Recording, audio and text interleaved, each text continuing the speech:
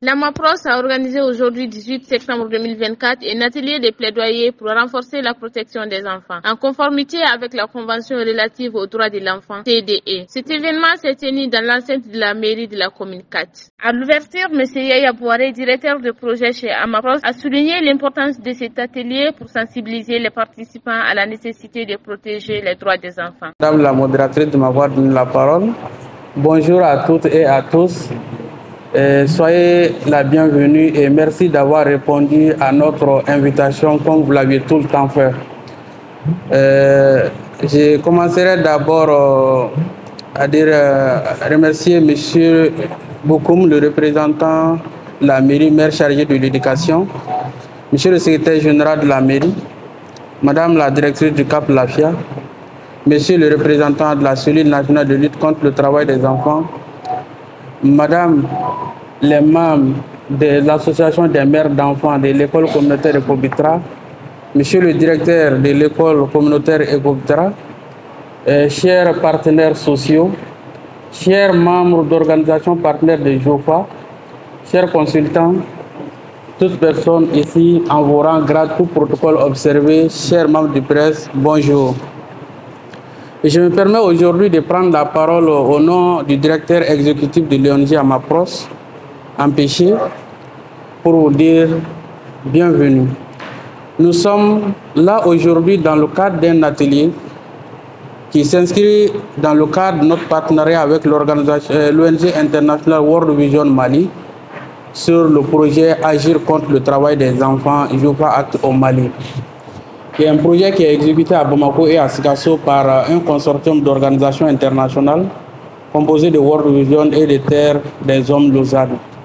Et c'est Terres des Hommes qui exécute les activités sur le terrain à Sikasso et World Vision à Bamako sur les questions de communication et de plaidoyer. Et pour accompagner World Vision dans ce travail de plaidoyer et de communication, World Vision a recruté 5 organisations nationales partenaires JOFA qui sont MAPROS, Gradecom, Soliaem, ADAD et Enda Mali pour les accompagner dans la mise en œuvre d'un plan de communication et de plaidoyer qu'ensemble les acteurs ici présents se sont mis ensemble pour élaborer en fin 2023. Et cet atelier s'inscrit dans ce sens parce qu'il a été question à MAPROS de pouvoir développer des questions de plaidoyer sur l'adoption et l'application des textes auxquels le Mali a ratifié, notamment la Convention 138 qui est relative à l'âge minimum d'admission de l'enfant au travail et la Convention 182 sur les pires formes de travail des enfants afin de protéger les enfants contre vraiment les pires formes de travail des enfants et qu'ils puissent bénéficier de leur droit qui est l'éducation. Donc la cérémonie qui nous réunit ce matin rentre dans ce cadre puisque nous sommes à la veille des rentrées scolaires.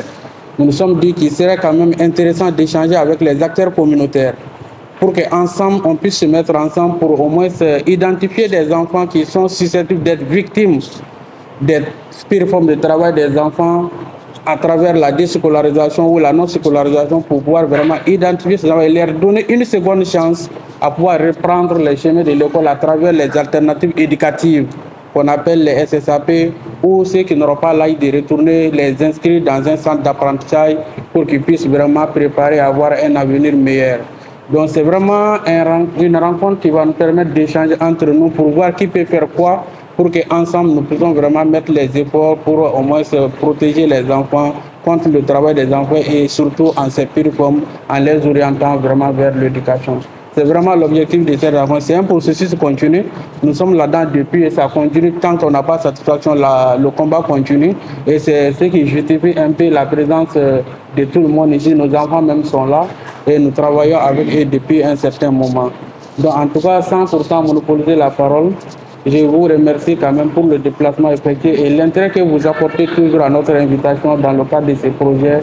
Et je souhaite que l'atelier soit vraiment un succès. Sur ce, je vous remercie. Monsieur Bouakari Togo, consultant du cabinet Jet Consulting, a précisé que cet atelier vise à partager des stratégies de plaidoyer auprès des communautés. Bon, l'atelier déjà, de par la qualité des participants que j'ai vus ici, l'atelier c'est un atelier de partage de la note de plaidoyer à l'endroit des communautés. Donc, de par les participants que j'ai vus ce matin, constitués notamment des responsables de la mairie de la commune, cadre du district de Bamako, de la directrice du CAP de la Fiabougou, et des responsables de la mairie en tant que tels, des enseignants des écoles communautaires, les élèves de ces écoles communautaires, les enfants surtout, et les responsables de la cellule du compte de travail des enfants.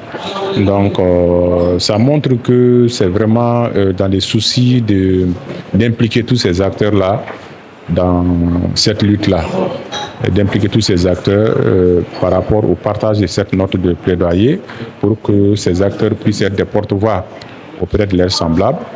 Ça, c'est un premier aspect. Deuxième aspect, c'est aussi attirer leur attention, les faire prendre conscience par rapport à la nécessité de lutter contre le travail des enfants, pourquoi on doit le faire, quels sont les avantages, quelles sont les stratégies qu'on doit utiliser pour parvenir à cela.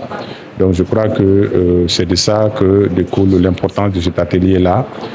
Surtout la qualité des participants, c'est ce qui me vraiment... Il y a beaucoup d'enfants ici, donc ça permettra un peu aux enfants de connaître leurs droits, et aussi savoir leurs droits et leurs devoirs dans le cadre de cette contre le travail des enfants. Nous disons tout le temps que l'avenir des nations, c'est les enfants.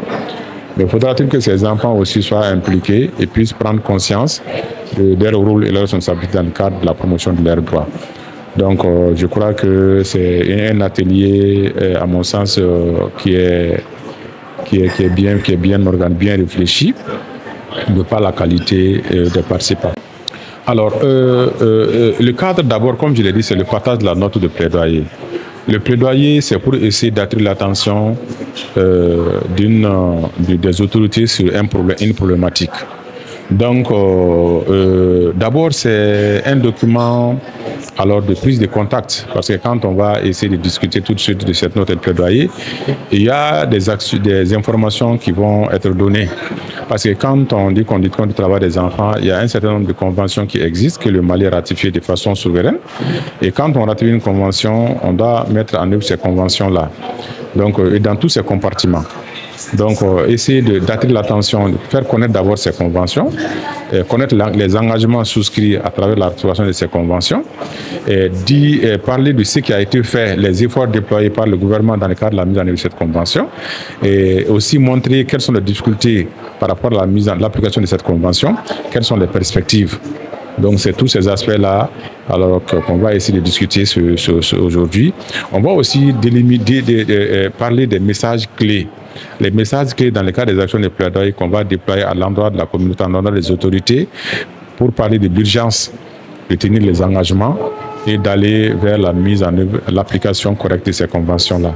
C'est en cela que cet espace-là, cet atelier-là est utile. Le dernier mot, c'est un mot de remerciement et surtout un mot d'encouragement à tous ces acteurs-là qui œuvrent inlassablement contre le travail des enfants. En premier lieu, remercier Amapros pour la confiance placée au bureau et remercier aussi son partenaire, le Jofa Act, piloté par World Vision, pour l'élaboration de cette stratégie de plaidoyer et dans le cadre de laquelle stratégie la note a été élaborée. Donc ensemble, essayer d'attirer l'attention de tout le monde par rapport à ce phénomène-là qui constitue un réel fléau dans nos communautés, que ce soit en ville, que ce soit dans les campagnes. Le phénomène prend de l'ampleur. Donc, et quand on arrive à sensibiliser les gens, on arrive à attirer l'attention de tout le monde par rapport à ces fléaux. Donc c'est un début de lutte, c'est un lutte de longue haleine. Il n'est pas dit que c'est un phénomène de société, on ne peut pas arriver à bout de la problématique en un seul jour, en une seule année, mais il faut conscientiser, il faut poser des actes, il faut aller vers les gens. Je crois que c'est ce travail-là que Amapro est en train de faire, donc pour attirer l'ensemble de la communauté par rapport à la nécessité de faire face à la lutte au travail des enfants. C'est de cela qu'il s'agit. Il a été rappelé que la protection des enfants est une responsabilité collective car il représente l'avenir de notre nation. L'éducation doit être au cœur de nos priorités car la place d'un enfant est à l'école.